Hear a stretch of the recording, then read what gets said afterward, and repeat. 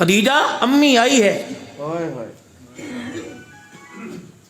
خدیجہ حضور فرمایا میں دیکھ رہا ہوں بوڑھی عورت ہے، ادھر سے ادھر بھاگ رہی، ادھر سے ادھر بھاگ رہی، کبھی دودھ، کبھی چائے، کبھی کپڑے، کبھی لتے، کبھی پیسے، اور بار بار کپڑے بھی دے دوں، بار بار چادر دے دوں امی کو، کبھی بار بار پیسے بھی امی کو دے دوں. اللہ.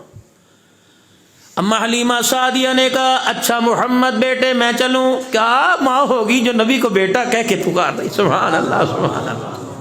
اس ماں تیری شان کے کیا کہنے.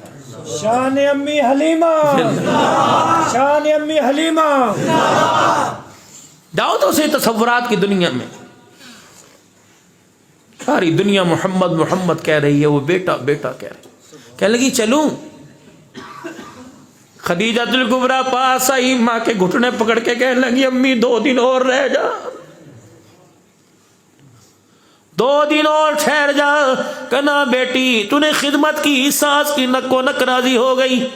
جب ماں حلیمہ کا ہاتھ حضور نے پکڑا، دروازے کی طرف لے کے چلنے لگے، حضور صلی اللہ علیہ وسلم کو اشارہ کیا، دوڑتی آئی کہ امی پہلی مرتبہ آئی ہے، خالی ہاتھ نہ جاوے، اگر آپ اجازت دو میں امی کو کچھ دے دوں. حضور نے فرمایا جو تیرا دل کرتا ہے دے دے. اپنے غلام میسرہ کو بلایا، فرمایا جلدی کر 40 بکریاں 1 اونٹ لے کے آ جا، اور آ کے کہہ دے اماں یہ تیری جتی پر میں قربان کر رہی ہوں، رب محمد کی قسم ہے اماں اس کی حیثیت کوئی نہیں، اماں ان کی قیمت کم، تیری جتی کی قیمت زیادہ. اماں تیرا بڑا احسان ہے جو آج میرے سر کا تاج بنا، اماں یہ تیری گودی میں کھیل کے آیا ہے.